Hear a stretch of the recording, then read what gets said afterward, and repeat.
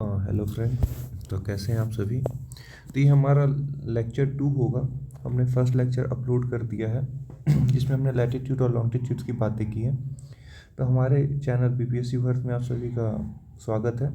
और ये हमारा एक इनिशिएटिव है कि 72nd बीपीएससी, जिसमें कि अभी 80 दिन बचा हुआ है, इसके लिए एक आपका कंप्लीट कोर्स कराएं। तो हमारी रिस्पॉन्सिबिलिटी है कि हम आपको ज्योग्राफी का पूरा कंप्लीट कोर्स करा दें।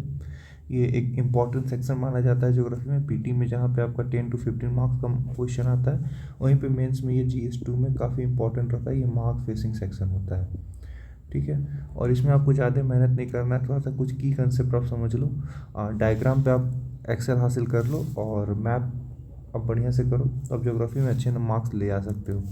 तो आज का जो हमारा लेक्चर है ये ओरिजिन ऑफ अर्थ, उसके इंटीरियर और सेस्मिक एक्टिविटी, मतलब इसमें हम वेव्स देखेंगे, P wave, S wave, L wave, ये सब हम देखेंगे और इसके बारे में स्टडी करते हैं। तो चलिए शुरू करते हैं आज का हम लेक्चर। तो सबसे पहले कुछ थ्योरी है कि जो हमारे पृथ्वी, इसका ओरिजिन कैसे हुआ है। तो यार इसमें सब लोग ने अपना अपना एक हाइपोथेसिस दिया है, मतलब ये प्रूफ नहीं है, सबका अपना अपना है, एक तर्क है कि इस तरह से शुरू हुआ होगा, इस तरह से शुरू हुआ होगा। इसमें कुछ कुछ इम्पोर्टेंट है, इसमें दो इम्पोर्टेंट है। एक हो जाएगा आपका, ये देख लो आप, नेबुलर हाइपोथेसिस, ये काफ़ी पॉपुलर हुआ था।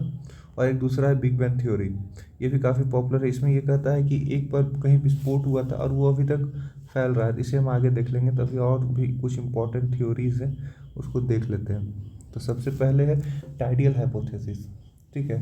तो ये जेम्स जीन ने ये दिया था। इसमें उन्होंने कहा है कि जो हमारा सन था ना, और उसके ग्रेविटेशनल पुल, उसके ग्रेविटेशन के चक्कर में, और एक उसके बगल से एक स्टार पास हो रहा था, ठीक है। तब जो ग्रेविटेशन उस स्टार ने लगाया सन पे, तो उसके चक्कर में वहाँ से गैसियस मटेरियल निकला और वो बाद में जाकर के प्लैनेट में कंडेंस कर गया, ठीक है। कहने का मतलब ये हमारा सन था, इसके बगल से एक प्लैनेट पास हो रहा था, ठीक है। तो इसके पास होने से एक वहाँ पे ग्रेविटेशन पुल क्रिएट हुआ, तो इसके अंदर से छोटा छोटा प्लैनेट टूट के निकला, जो बाद में कंडेंस होकर के हमारा एक सोलर सिस्टम का की तरह बन गया, ठीक है। तो भैया अब ये बात ये है कि ये इतना ज़्यादा पॉपुलर हुआ नहीं, ठीक है, इसके सपोर्ट में उतने ज़्यादा कुछ आए नहीं।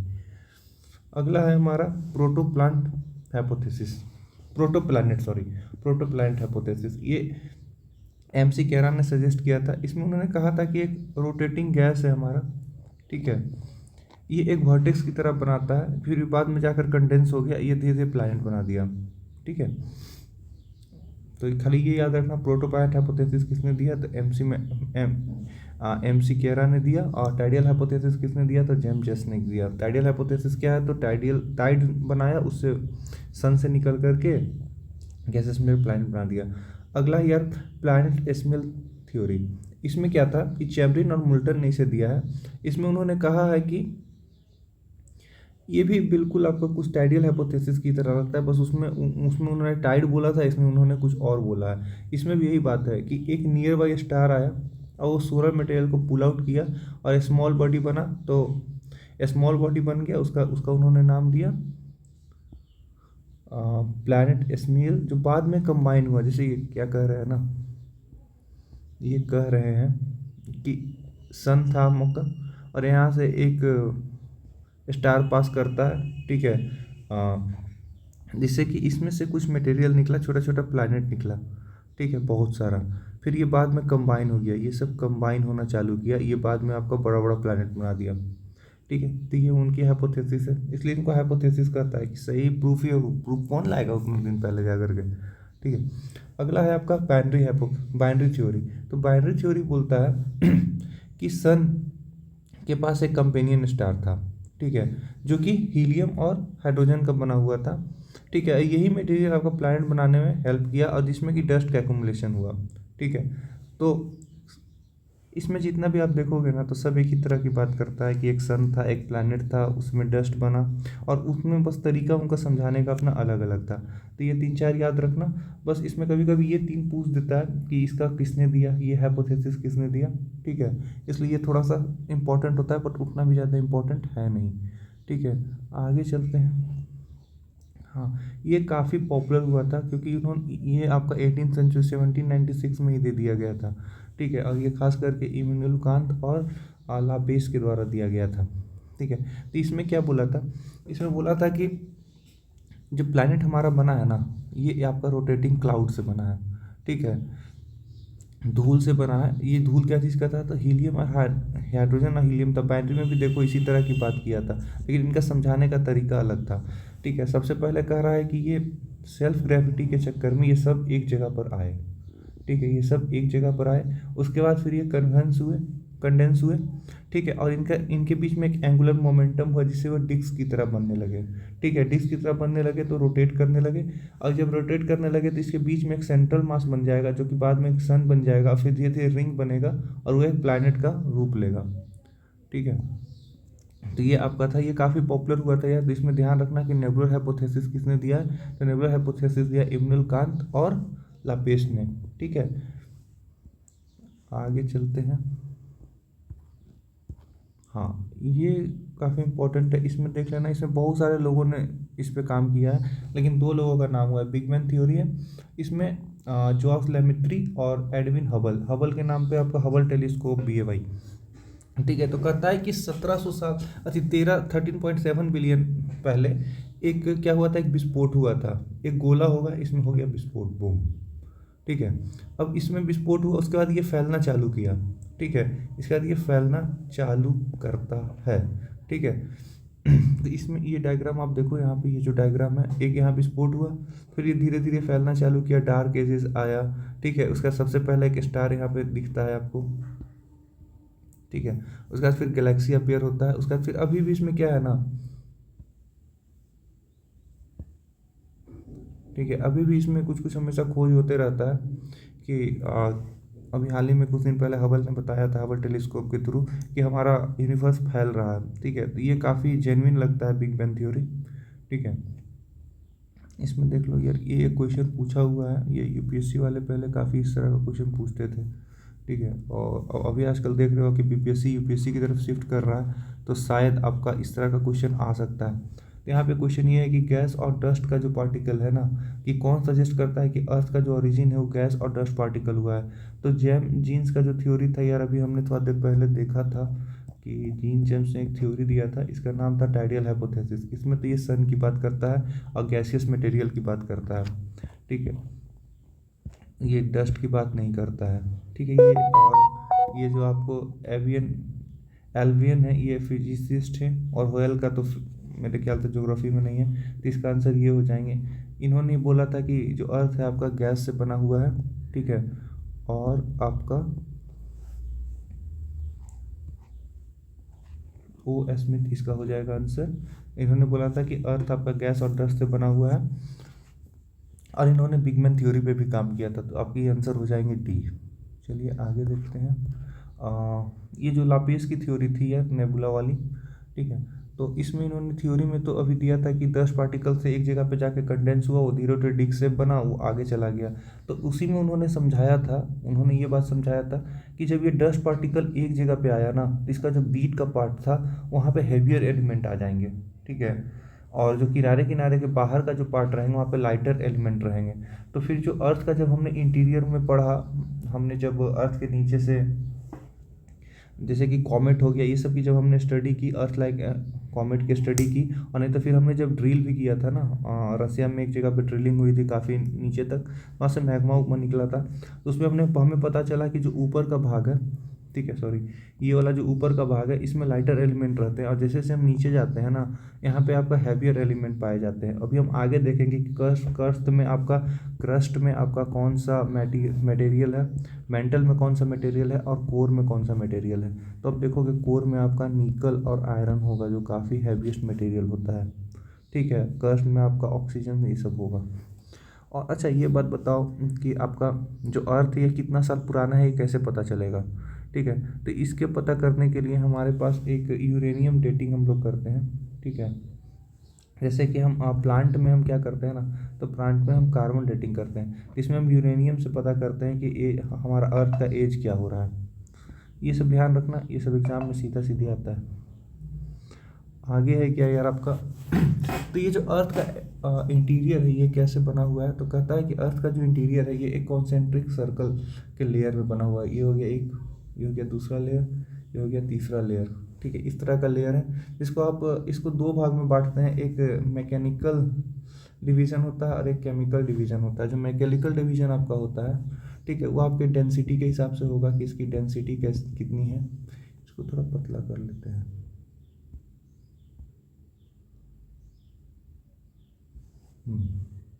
हाँ, तो ये जो आपका ये डिवीज़न जो हम लोग करते हैं ये दो भाग में करते हैं, एक मैकेनिकल करते हैं।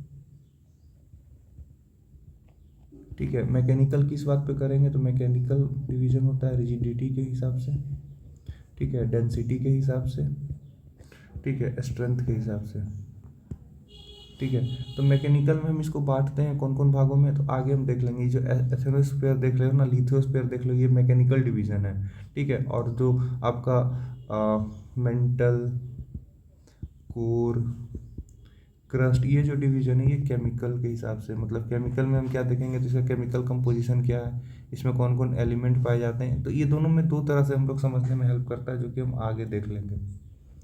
ठीक है, अब देखो यार, ये जो मैकेनिकल लेयर है आपका ये तीन भाग में बांटा हुआ है। ठीक है, ये हो गया लिथोस्फीयर, एथनोस्फीयर और मेसोस्फेरिक, मेंटल और इनर कोर और आउटर कोर। ठीक है, तो ये आपको हेल्प करता है, ये जो मैकेनिकल वाला जो डिवीज़न है यह हमें हेल्प करता है अर्थक्वेक समझने में। ठीक है, वोल्केनो समझने में। ठीक है, और कन्वेंशनल करंट जो है वो हमें समझने में ये हेल्प करता है। ठीक है, और ख़ास करके ये टेक्टोनिक प्लेट्स की जो अवधारणा है, ठीक है, कि टेक्टोनिक प्लेट्स का जो हलचल होता है उसे जानने में हमें हेल्प करता है कौन, तो ये मैकेनिकल डिवीज़न हेल्प करता है। ठीक है, तो इसमें जो लिथोस्फीयर होता है वो काफ़ी ब्रिटल होता है, काफ़ी थिन होता है। ठीक है, इसकी डेंसिटी कम होती है। ठीक है, और ये क्रस्ट और अपर मेटल का जो सॉलिड पार्ट है ना उसे मिला करके ये बनता है। ठीक है, एथनोस्फीयर जो आपका ये सेमी लिक्विड होता है, और ख़ास करके इसमें जो आपका कन्वेंशनल करंट होता है, ठीक है, जिसके कारण जो प्लेट टेक्टोनिक्स का मूवमेंट वो एथनोस्फीयर में देखने को मिलता है। बस ये दो चीज़ें आप ध्यान रखना। ठीक है, चलो आगे चलते हैं यार। इसमें कुछ इतना ज़्यादा इम्पोर्टेंट नहीं है ये वाला पार्ट, बस इसमें आपको थोड़ा बहुत ध्यान रखना है कि ये जो क्रस्ट है ना वो अर्थ का सबसे कम पार्ट होता है, सिर्फ 1% ऑफ वॉल्यूम होता है, सबसे कम। ठीक है, इसकी डेंसिटी डेप्थ के साथ बढ़ती है, इसकी एवरेज डेंसिटी 2.7 होती है। ठीक है, जो कि सबसे कम होगी। इसका थिकनेस आपका ओशनिक क्रस्ट पे 5 से 30 किलोमीटर होता है, और कॉन्टिनेंटल पे 50 से 70 किलोमीटर होता है। जैसे जैसे नीचे जाएंगे टेम्परेचर बढ़ते जाएगा। कहता है कि टेम्परेचर जो है 30 डिग्री सेल्सियस हर 1 किलोमीटर नीचे जाने पे बढ़ता है। ठीक है, और इसका जो आउटर कवरिंग है वो कैसा मटेरियल, तो सेडिमेंट्री मटेरियल। रॉक में हम समझाएंगे सेडिमेंट्रेशन क्या होता है, और इग्निजीनियस रॉक और मेटामॉर्फिक रॉक क्या होता है, आगे वाले चैप्टर में अच्छे से डिस्कस कर लेंगे। इसमें एक चीज़ आप ध्यान रखना, इसके जो कंटिनेंटल के जो पार्ट होते हैं ना, ठीक है, ये दो भाग है, एक को बोलता है सियाल और एक को बोलता है सीमा। ठीक है, सियाल जो हो जाता है वो होता है आपका कंटिनेंट में, ठीक है, कॉन्टिनेंट्स में हो जाता है, और सीमा जो होता है ओशियन में होता है। ठीक है, सीमा जो होता है सो ओशियन में होता है। ठीक है, ये स्विस ने दिया था। ठीक है, लेकिन बट अभी ये क्लासिफिकेशन को हमने अब्सोल्यूट कर दिया, जब से हमने सी स्प्रेडिंग थ्योरी ये सब पढ़ा है ना, तो ये जो हमारा डिवीज़न था ये हमने इसे आउट ऑफ डेट कर दिया, हम अब इस पर उतना ध्यान देते नहीं हैं। तो इसमें खाली ये याद रखना कि नीचे आने पे टेम्परेचर बढ़ता है, 30 डिग्री पे बढ़ता है, और ये सबसे कम पार्ट है। इसमें और ज़्यादा कुछ इम्पोर्टेंट नहीं है। और एक चीज़ याद रखना कि कॉन्टिनेंटल क्रस्ट जो है सो ग्रेनाइट का बना हुआ है, ओसेनिक क्रस्ट है सो बसाल्ट का बना हुआ है। कभी कभी ये क्वेश्चन आ सकता है। ठीक है, ये कुछ हमारे हिंदी वाले दोस्तों के लिए यार, इसका अगर आपको नोट्स बनाना है तो बना सकते हो, 2-4 लाइन लिखना। नोट्स बनाने का तरीका हमने लास्ट वीडियो में भी बता दिया है, आप वो वीडियो जा करके देखो। अगर आपको ये PDF चाहिए तो हमारे टेलीग्राम चैनल पे जुड़ जाओ। ठीक है, हमारा एक टेलीग्राम चैनल है, उस पर आप जाओ, वहाँ पे आपको PDF मिल जाएगा, शॉर्ट नोट्स मिल जाएगा। ठीक है, वहाँ पे आपको daily answer right, daily homework मिल जाएगा। होमवर्क सीरीज भी वहाँ पे हम स्टार्ट करने वाले हैं कुछ दिन में। ठीक है, वहाँ पे उसका फिर मेंस में आपका आंसर राइटिंग भी कुछ कुछ हमारा फ्री ऑफ कॉस्ट ही रहेगा लगभग। तो आप हम वहाँ पे भी उसे स्टार्ट करेंगे, तो आप ये टेलीग्राम चैनल को यार आप ज़रूर से ज़रूर जुड़ो। चलो आगे देखते हैं। हाँ, ये मोस्ट इम्पॉर्टेंट है कि इसमें देखना दो चीज़ आता है, एक होता है कि अर्थ क्रस्ट क्या होगा और एक अर्थ में क्या होगा। तो अर्थ क्रस्ट की अगर बात करें तो सबसे ज़्यादा हो जाएगा ऑक्सीजन।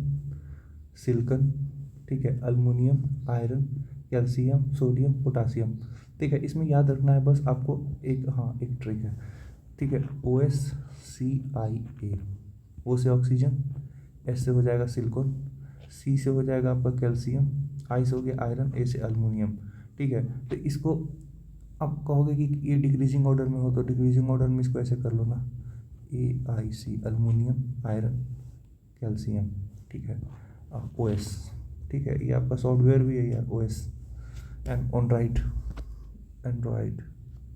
चलो आगे है यार। अब इसमें देखो हम अभी बताए थे, ये सिर्फ क्रस्ट की बात करता है कि क्रस्ट में सबसे ज़्यादा है तो ऑक्सीजन, लेकिन अगर होल अर्थ की बात करेंगे ना, जैसे अभी देखो अभी हमने देखा था कि ये जो क्रस्ट होता है यार, ये ऊपर का पार्ट होता है, ये जो ऊपर वाला पार्ट है ये क्रस्ट है।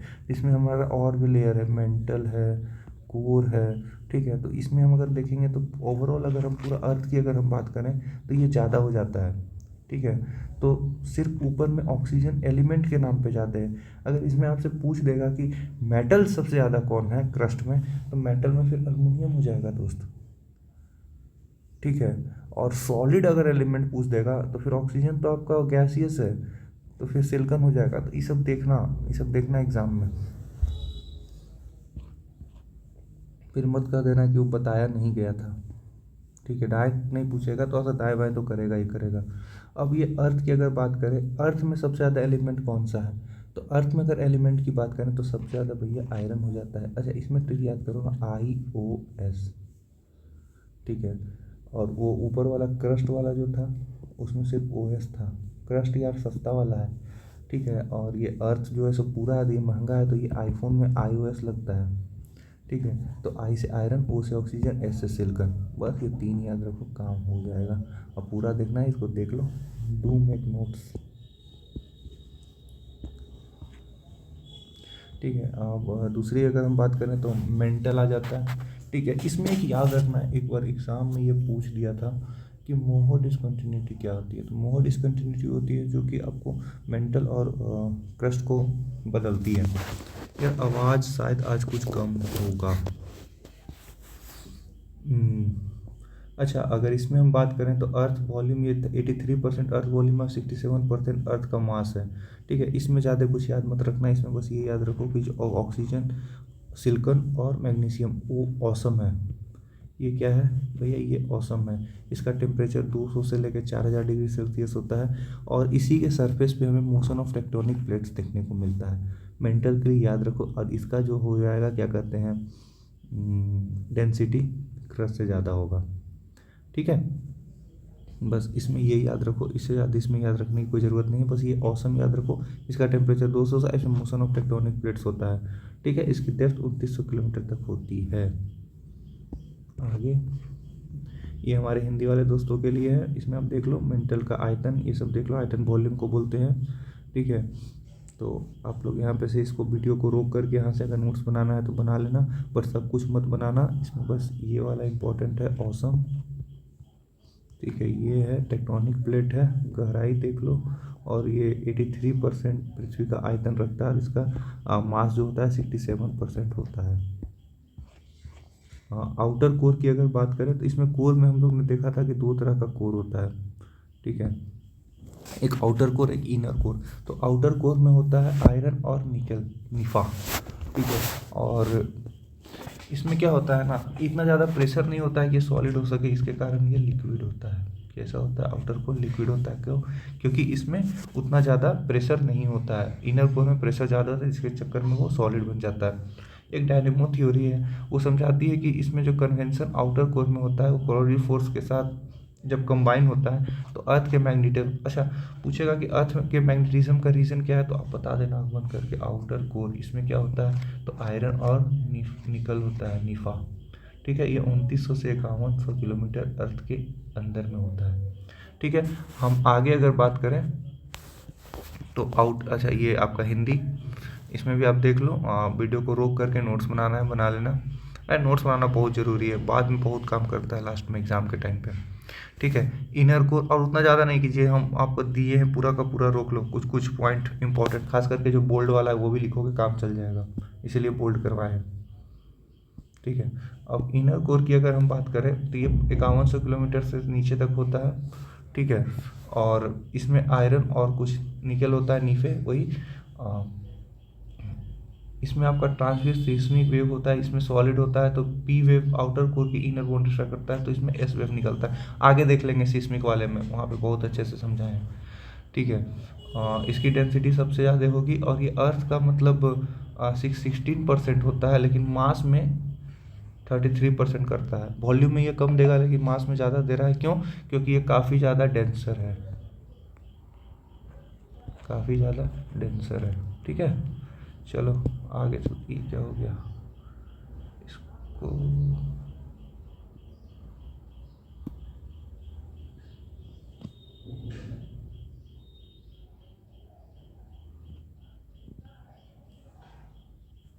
तो चलो ये ठीक हो गया, ये थोड़ा सा इधर उधर पेन जाने से हो जाता है। तो ये इनर कोर में आपका, इनर कोर तो हमने देख ही लिया था, 60% और 33% था। चलो आगे चलते हैं, ये हिंदी वाले दोस्तों के लिए, इसको आप देख लेना। अच्छा थोड़ा देर रोक देते हैं ना, रोक लो इसको, स्क्रीन को रोक लेना और इसका नोट्स बना लेना, ठीक है। हाँ, इसमें ये कुछ कुछ वर्ड है ना, ये सब एग्ज़ाम में आता है। सबसे पहले मोहो डिसकंटिन्यूटी, तो ये क्रस्ट और मेंटल को सेपरेट करता है, एग्जाम में आया था इसलिए हम इसको यहाँ पे डाले हैं। दूसरा, अपर मेंटल और लोअर मेंटल के बीच में उसको रेप्टी डिसकंटिन्यूटी बोलते हैं, और जो मेंटल और आउटर कोर के बीच में इसको गटनबर्ग डिसकंटिन्यूटी कहते हैं, और जो इनर कोर और आउटर कोर के बीच में उसको लेमन डिसकंटिन्यूटी कहते हैं। इसमें ये चार को याद रखना, और एक अपर क्रस्ट और लोअर क्रस्ट के बीच में उसको कॉन्राड डिसकंटिन्यूटी कहते हैं। इसमें याद रखना CMRGL, ऐसे करके कोई निमोनिक्स इसका बना लो, ये आपका हो जाएगा। इसमें ये इंपॉर्टेंट है, मोहो इंपॉर्टेंट है, गटनबर्ग इंपॉर्टेंट है, ये तो इंपॉर्टेंट है, ठीक है। आगे चलते हैं। अच्छा, ये सेस्मिक एक्टिविटी, तो सबसे पहले ये जो अर्थक्वेक होता है वो क्या होता है, तो कहता है जो अर्थ सरफेस जब हमारा शेक करता है ना, तो उससे एक सडन एनर्जी रिलीज होता है, ठीक है। वो लिथोस्फीयर में सिस्मिक वेव्स क्रिएट करते हैं, ठीक है। तो यहाँ पे देखोगे यार, ये आपका अर्थ के अंदर में कहीं पे ये एनर्जी रिलीज हुआ अर्थ के सेकिंग से, उसको हम बोल देंगे फोकस, और इसके जस्ट ऊपर का जो पार्ट होगा उसको हम बोलेंगे ईपी सेंटर, उसको हम क्या बोलेंगे, ईपी सेंटर बोलेंगे, ठीक है। तो ये दो चीज़ याद रखना, जो फोकस होता है वो हमेशा अर्थ के इंटीरियर में होता है, ईपी सेंटर हमेशा आपका ग्राउंड पे होता है। और यहाँ पे सबसे पहले ईपी सेंटर वो पॉइंट होता है जहाँ पे सबसे पहले अर्थक्वेक ग्राउंड पे हमें मिलता है, ठीक है। और ये जो अर्थक्वेक होता है ना, वो कहाँ पे होगा, तो ये सारा का सारा आपको लिथोस्फीयर में होगा। अभी हम मैकेनिकल डिवीजन में हमने बात किया था कि लिथोस्फीयर, एथेनोस्फीयर, ये सब होता है, ठीक है। तो ये अर्थक्वेक कहाँ पे होगा, तो ये सारा का सारा आपका लिथोस्फीयर पे होगा, ठीक है। कोई दिक्कत है यहाँ तक? चलें आगे। ये हिंदी वाले के लिए है, इसको रोक करके नोट्स बनाना है, बना लो 2 मिनट के लिए। अब ये जो वाइब्रेशंस होता है, इसे हम कहाँ से रिकॉर्ड करते हैं, इसे हम रिकॉर्ड करते हैं सेस्मोमीटर में। कहाँ से रिकॉर्ड करते हैं, तो इसमें हम सेस्मोमीटर से याद करते हैं, इसको याद रखना, कभी कभी वन लाइनर में पूछ लेते हैं, ठीक है। और ये एक ग्राफ जनरेट करता है, इसको हम सेस्मोग्राफ करते हैं, ठीक है। यहीं पे आपका रिचर स्केल होगा 1 2 3 4, जिसमें ज़्यादा होता है वहाँ ज़्यादा होता है। हाल ही में देखना, एक बिहार में 1934 में बहुत ही भूकंप आया था, खतरनाक वाला, ठीक है। अब सेस्मिक वेव दो तरह का होता है, एक बॉडी वेव होता है, एक सर्फेस वेव होता है, ठीक है। फिर बॉडी वेव को हम आगे डिवाइड करते हैं लॉन्गिट्यूडिनल पी वेव और ट्रांसवर्स एस वेव में। सर्फेस ऑफ रैली वेव और लव वेव, इसको लॉन्ग वेव भी कहते हैं, ठीक है। तो इसमें क्या है, बॉडी वेव क्या है, ये जनरेट होता है और ये मूव करता है सारे डायरेक्शन में, इसलिए इसको बॉडी वेव कहते हैं। और ये जो सरफेस होगा ना, वो सिर्फ सरफेस पे ही मूव करेगा, ठीक है, वो सब जगह पे मूव नहीं कर, ठीक है। तो अब आगे चलते हैं। ये हिंदी इसका किया हुआ है, आप लोग देख लेना, इसको रोक करके अगर नोट्स बनाना है देख लेना। भौतिक तरंगे, सतही तरंगे, स्पेग्नोमीटर, सेस्मोमीटर, स्पेग्नोमेनोमीटर, ब्लड प्रेशर होता है।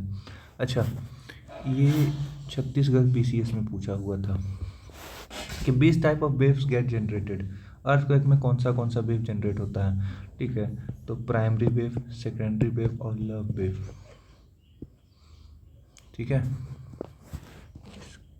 अच्छा, ये यहाँ पे दिया हुआ है, और ये जो पी वेव होता है सो सबसे तेज होता है। सेकेंडरी वेव, ये जो वेव पार्टिकल ऑक्सीलेट यानी कि हिलने में मदद करता है, ठीक है।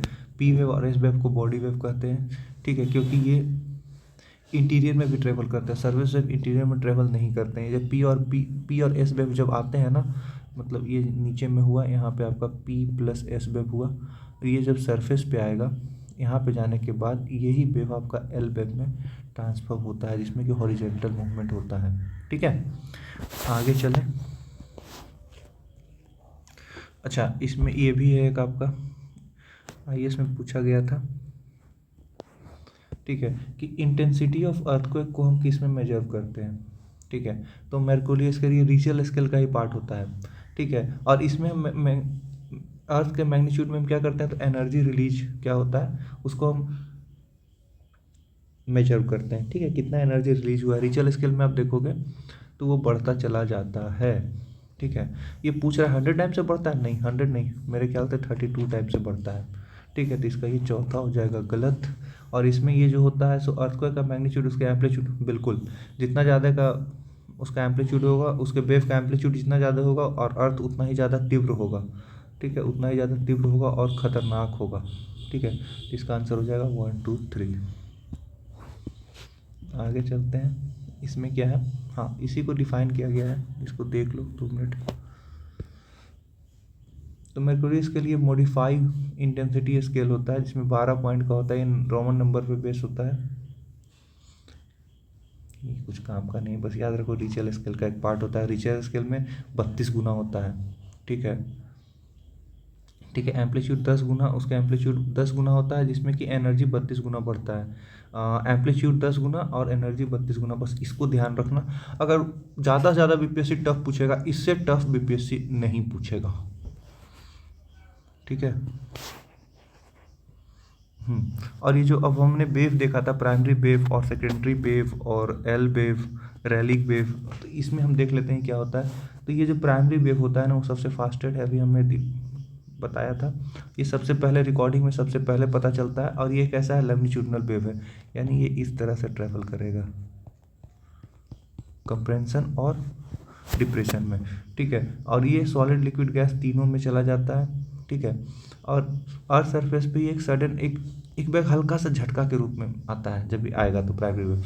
ये सेकेंडरी वेव होता है, ये सोलर होता है, स्लोअर होता है, ठीक है। लेकिन देखना यार, ये जो लोग जल्दी जल्दी करते हैं ना, वो उतना ज़्यादा सक्सेस नहीं पा पाते हैं, ठीक है, मतलब ऐसे कहा गया है। इसमें देखना ये धीरे धीरे आएंगे, लेकिन ये सबसे ज़्यादा डिस्ट्रक्शन करेंगे, सबसे ज़्यादा डिस्ट्रक्शन करेंगे कौन, एस वेव करेंगे, ये सबसे धीरे धीरे आते हैं। और ये खास ये क्यों है भैया, तो ये आपका परपेंडिकुलर इस तरह के डायरेक्शन में ट्रैवल करेंगे, यहाँ पे देखो ये डायग्राम, ठीक है। और ये जो है ना, ये लिक्विड में पास नहीं करते हैं, तो ये जो आपका आउटर कोर वाला जो लिक्विड का पार्ट है, वहाँ पे ये नहीं पास करेगा, और वहाँ पे इसका शैडो जोन बनता है, ठीक है, वहाँ पे उसका शैडो जोन बनता है, ठीक है। चलिए आगे चलते हैं, ठीक है। यार इसका हम हिंदी नहीं करवा पाए थे, आगे हम करवा देंगे। इसमें आपको कुछ ध्यान उतना नहीं देना है, जो हम बोल रहे हैं बस उतना उसको लिख लेना, ठीक है। और वो जो डायग्राम बनाए थे वो डायग्राम डाल लेना। तो सरफेस वेव होता है, ये सबसे ज़्यादा ग्राउंड को सबसे ज़्यादा अगर कोई हिलाएगा, शेक करेगा, अर्थ को एक सबसे ज़्यादा प्रॉब्लमेटिक क्रिएट करेगा, तो आपका सरफेस वेव से करेगा, ठीक है। और ये सबसे स्लोएस्ट होता है, देखना जो धीरे धीरे आ रहा है यार, सबसे ज़्यादा खतरनाक हो रहा है, ठीक है। मतलब धीरे धीरे रे मना, धीरे धीरे सब कुछ हुए, अर्थक्वेक भी धीरे धीरे आ रहा है, वो सबसे ज़्यादा खतरनाक करके चला जा रहा है, ठीक है। और अभी देखना यार, इंडिया में क्या हुआ था ना, उन्होंने मैप चेंज किया, फिर वो वापस ले लिया, ठीक है, उसकी भी एक अलग स्टोरी है, आगे देखेंगे, ठीक है। तो सरफेस वेव में rolling side to side motion होता है, ये देख लो यार, ये हो गया आपका सरफेस वेव का, ठीक है, इस तरह से गया, ठीक है, ये साइड टू साइड मोशन करेगा, ठीक है, इस तरह का, ठीक है। और इसी में अगर हम बात करें तो हाँ, सरफेस वेव में एक लॉन्ग पीरियड वेव है, ठीक है, लव वेव्स, इसको एल वेव्स भी कहते हैं, ये हो गया लव वेव्स का। और ये हो गया एक रोलिंग क्रिएट करता है रैलिक वेव, ठीक है। यहाँ पे ये देखना यार, इस तरह का, ठीक है, इस तरह का, ये हल्का हल्का सा घूमते हुए आगे जाएगा, ठीक है। तो ये दोनों मिल करके काफ़ी डैमेज क्रिएट करते हैं, बस खाली ध्यान रखना वेव्स कितने तरह के होते हैं, वो कभी कभी एग्जाम में आजकल पूछ रहा है, अब वो उतना ईजी नहीं रहा, पूछ देगा कि भारत का सबसे ऊंचा चोटी कौन सी है, अब वो ज़माना चला गया बीपीएससी में खास करके। तो अभी हम यहाँ देखे थे ना कि शैडो जोन की भी मैंने कुछ देर पहले बात की थी। तो शैडो जोन वो एरिया होता है जहाँ पे हम सेस्मिक वेव के फ्रॉम एन अर्थक्वेक, जो अर्थक्वेक क्या है, तो अंदर में कहीं पे कंपन हुआ, ठीक है, वहाँ पे एनर्जी रिलीज किया, एनर्जी रिलीज करने के कारण कुछ वेव हुआ, उसको हम सेस्मिक वेव्स कहते हैं। तो ये हम उसको डिटेक्ट नहीं कर पाते हैं, वो ब्लॉक हो जाते हैं अर्थ या उसी में घूम जाएंगे। जैसे अभी हमने देखा था कि कुछ कुछ वेव्स जो होते हैं वो खास करके एस वेव वो नहीं निकल पाते हैं बीच से, ठीक है। तो लिक्विड आउटर कोर में एस वेव नहीं जाएगा तो उसका वहाँ पे शैडो बनता है। पी वेव रेफ्रैक्शन के कारण आउटर कोर में, ये देखो यहाँ का जो ये पी वेव उधर से आ रहा है और यहाँ पे ये आकर के हिल गया। रेफ्रैक्शन क्या होता है, साइंस का एक टॉपिक है ये। एक आपका हो गया ये रेयर मीडियम, इसको एयर कह दो हल्का, और ये हो गया आपका वाटर। तो जब लाइट यहाँ से जाता है ना, इसमें नॉर्मली लाइट एकदम सीधा पास कर जाएगा, लेकिन इसमें जाने के बाद ये हल्का सा बेंड करता है, ठीक है। तो अब जहाँ ये इधर जाने का तो ये हल्का बेंड कर गया, ठीक है। तो ये जब हल्का सा बेंड किया है आपका, तो इसके कारण यहाँ से तो लाइट नहीं ना जाएगी भैया, तो यहाँ पे जो पार्ट हो जाएगा इसको शैडो जोन बोलते हैं, ठीक है। ये 103 से लेके 142 डिग्री तक होता है, ठीक है। और एस वेव का शैडो जोन 154 डिग्री का होता है। बहुत ज़्यादा टफ करेगा तो पूछेगा, ऐसे पूछता नहीं है ये सब,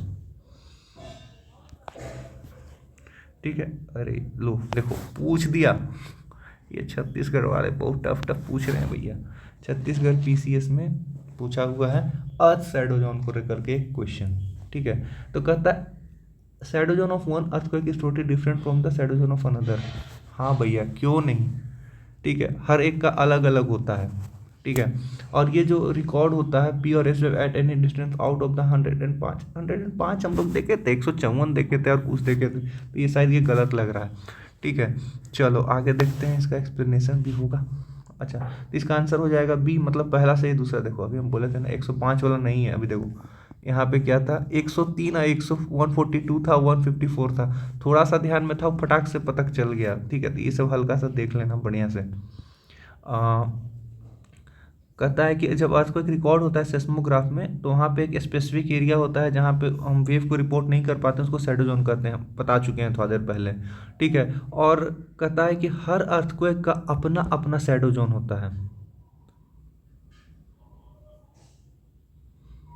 ठीक है, अलग होता है, डिफरेंट बोल रहा है, ठीक है। ऐसे कैसे होगा यार, मतलब एक अर्थक्वेक यहाँ पे पैसिफिक रिंग ऑफ फायर में आया, एक अर्थक्वेक दूसरा जगह पे आया, दोनों का एक ही शैडो जोन होगा, अलग अलग होगा, ठीक है। और सिस्मोमीटर होता है ये बिडिन एपिसेंटर वाला। चलो ये हो गया, आगे देखते हैं। अच्छा, सेस्मिक जोन इन इंडिया, तो कहता है bureau of Indian standard India के सेस्मिक जोन को 4 भाग में डिवाइड किया है, 2, 3, 4, 5। तो 2 में सबसे कम होगा और 5 में सबसे ज़्यादा होगा, ठीक है। 2 में सबसे कम होगा और 5 में सबसे ज़्यादा होगा, 2 में लिस्ट और 5 में सबसे ज़्यादा। अब यहाँ से मैप में देखो, मैप बनाओ, ये मैप इंडिया का मैप तो बहुत ही इंपॉर्टेंट है बनाना। इस तरह से इसका नीचे का पार्ट बना लो, ठीक है। यहाँ पे से हल्का सा ऐसे टिल्ट दो, फिर ऐसे जाओ,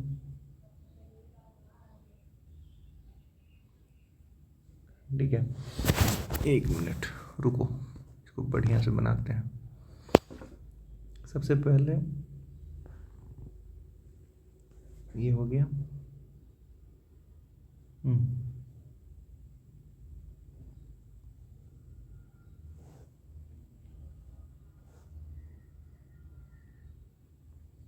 ठीक है। ये इंडिया का इस तरह का मैप बना लो। एक चीज़ ध्यान रखना, ये जितना ऊपर है ना उतना ही नीचे आएगा, ठीक है। तो ये शायद थोड़ा सा बड़ा बन गया है, इसको 2, 3, 4 बार प्रैक्टिस करोगे तो बन जाएगा।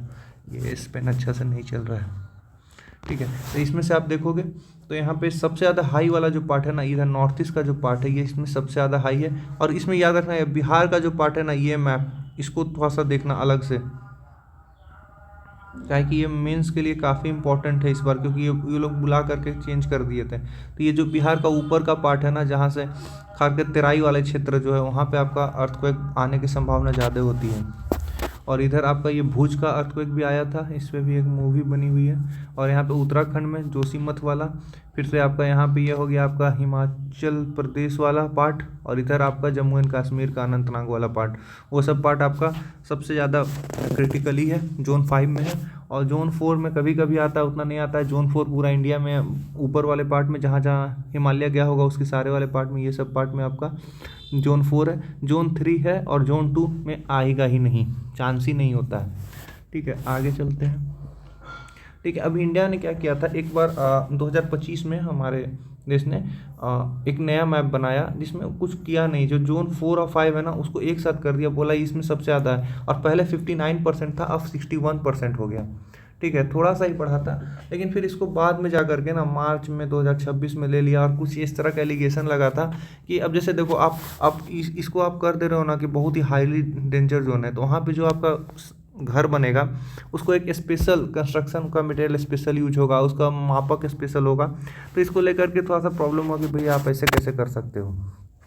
ठीक है, तो फिर उन्होंने कहा कि चलो भाई जो पहले था वही करेंगे, इसमें हम थोड़ा सा और बढ़िया से काम करने के बाद जब हम अपना बेसिक सही कर लें, गति शक्ति ये सब जो हम चालू कर रहे हैं, गति शक्ति आपका स्कीम हो गया जिसमें इंफ्रास्ट्रक्चर पर ध्यान दिया जा रहा है, इस सबको हम अच्छा से कर लें तो फिर हम करेंगे। ठीक है, तो इसको लेकर के हो सके आपको नेक्स्ट मेंस में ये क्वेश्चन देखने को मिले। ठीक है, 8 मार्कर में पूछ दे, या तो फिर आपका लॉन्ग में पूछ दे, इसको मर्ज करके आपका अर्थ के इंटीरियर से मर्ज कर देगा, प्लेट टेक्टोनिक से मर्ज कर देगा, कॉन्टिनेंटल ड्रिफ्ट थ्योरी से मर्ज कर देगा, सी स्प्रोटिंग थ्योरी से मर्ज कर देगा, पूछ देगा। कोई बड़ा चीज़ नहीं, क्योंकि इस बार आपका खाट मतलब बोलते हैं ना देसी भाषा में, खाटू क्वेश्चन कम आया था ज्योग्राफी से, अप्लाइड था ज्योग्राफी खास करके आपका इकोनॉमिक्स में। तो हो सके इस बार आपका जैसे 70 में पूछा था, एकदम उठा दिया था, एकदम सीधा सीधी पेनिनसुला का आपका एवोल्यूशन पूछ दिया था, बाहर में आके सब हल्ला हो रहा था क्या होगा कैसे होगा। हमने तो पेनिनसुला का एवोल्यूशन ही लिखा था। उसमें अभी आगे वाला जो लेक्चर हम लेंगे उसमें जियोलॉजिकल टाइमलाइन बताएंगे, उसको याद कर लेना 10-15। अगर इवोल्यूशन वाला कोई भी क्वेश्चन होता है उसमें वो टाइमलाइन चेप के आ जाओ, आंसर मिल जाएगा। ठीक है, नंबर मिल जाएगा। ठीक है, थोड़ा बहुत दो चार लोगों का नाम याद रखना खाली। जैसे बिग बैंग का अगर बात आ जाएगा तो लेमिस्ट्री का नाम याद रखना, अगर नेबुला का याद आएगा तो लापेस का नाम याद रखना। ठीक है, तो आपका काम हो जाएगा। तो यही है, इसमें कुछ है नहीं। चलो यार, आज का लेक्चर हो गया ख़त्म। धन्यवाद, थैंक यू। आप लोग इसको चैनल को सब्सक्राइब कर लो, हमारे टेलीग्राम चैनल में जुड़ जाओ। ठीक है, वहाँ पे हमारा PDF आपको मिल जाएगा। ठीक है, उसके बाद फिर हम एक होमवर्क सीरीज भी लाने वाले हैं। ठीक है, ये लगभग फ्री ऑफ कॉस्ट ही होगा हमारा इस बार के। हमारे जो चेयरमैन साहब उन्होंने कहा है कि पूरा का पूरा फ्री में दो। ठीक है, तो इसमें देख लो, आपका सब्सक्राइब कर लो। और जो हमारा नेक्स्ट लेक्चर होगा लेक्चर 3, वो काफ़ी बवाल होने वाला है। उसमें हम जियोलॉजिकल टाइमलाइन की बात करेंगे। ठीक है, उसके बाद फिर आगे के लेक्चर में हम कुछ इंपॉर्टेंट थ्योरी है, जैसे sea floor spreading theory, continental drift theory, ये सब हम थ्योरीज पे बात करेंगे। इसमें से क्वेश्चन मेंस में आने की संभावना बहुत ज़्यादा है। ठीक है, और लगभग 30 से 40 वीडियो में हम आपका ख़त्म कर देंगे ज्योग्राफी। चलिए, थैंक यू, बाय बाय, अपना ध्यान रखो यार।